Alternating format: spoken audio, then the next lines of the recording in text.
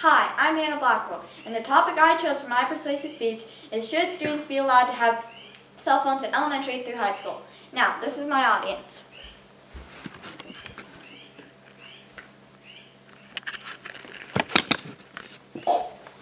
So, do you think that students should be allowed to have cell phones in elementary through high school?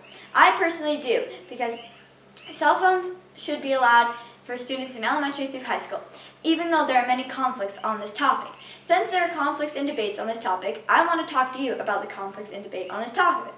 But before I get to that, I want to mention my 3 main points and what those main points are. My main points are pros and cons, information, and facts and data on if students should be allowed to have cell phone in school. Now, the resources that I got my information from are Putnam County School District 535, Search Kids Google search engine, and Vanessa Farrell, Ask an Expert, should students have cell phones in school. So, a recent survey indicates that 68% of students in grades 6 to 12 bring a cell phone to school on a regular basis. And I have some graphs over here that have numbers of students in schools with cell phones allowed and not allowed. Anyways, but the thing is that most schools set policies regarding the use of cell phones on their premises. The thing with cell phone use, it can be a good thing and a bad thing. For example, cell phones are beneficial during emergency situations when a child can call for help and be located if they are lost or missing. Also, most phones in today's society have a GPS capability to find people who are missing or lost. One reason I think it is important that students have cell phones in school is because what if there's a code red, which is when an invader threatens a school and children or students need to contact emergency services and their parents to let them know what's happening. As for some of the bad reasons for cell phones to be allowed in school are that picture cell phones and other applications such as a calculator are used to be cheated on tests and quizzes. The risk for potential cheating on academics is one of the main reasons why students are not allowed to have cell phones in school. Also, some students like to create bomb threats by calling emergency numbers on their phones. And if this was to happen, wouldn't you want to know that your child is safe? With the prevalence of cell phones in high schools, it is important for students, parents, and administrators to carefully consider when and how they should be used. The thing is that policies just need to take into account the advantages and disadvantages of cell phones in various situations.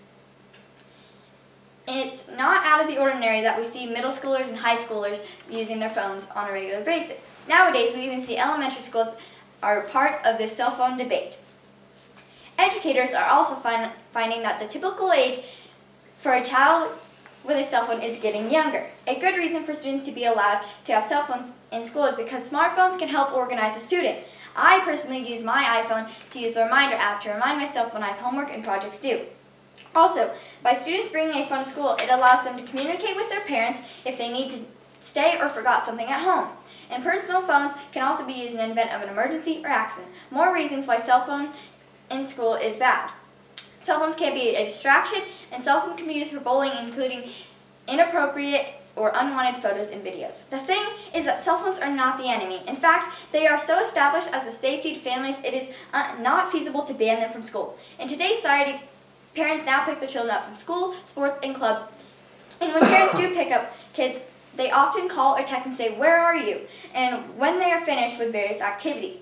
In schools all over the world, children use their phones quite often in school. If it is to meet up with friends for lunch, making leaving of campus more efficient, much less standing around waiting for students and being back on school on time. It is also proven today in some schools that even smartphones are starting to be used by instructors in the classroom for social media experience, research activities, and current event discussions. For example, one of the most intensive assignments that I was in was creating Facebook profile pages for historical figures such as Thomas Jefferson and Brooke T. Washington, and often a Facebook discussion board of an important issue of the time period done as posting on their Facebook wall. In schools who disapprove of cell phone use, they often confiscate students who use their cell phones. But when these phones are confiscated, however, these students do not magically just become engaged in the lesson now that the phone temptation is disappeared. In fact, I have observed disengaged students by playing with their hair, checking their makeup, staring off into space, putting their heads down on their desk and asking for the bathroom pass.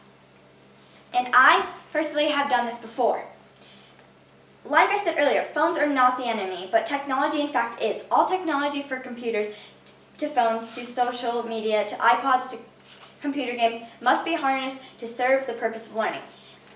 Now that we've got through all the pros and cons, information, and facts and data, I want to mention what my 3 main points were again. They were pros and cons, information, and facts and data. As the audience, I encourage you to voice your opinion on if you believe students should have their phones in school or should not be allowed to have their phones in school.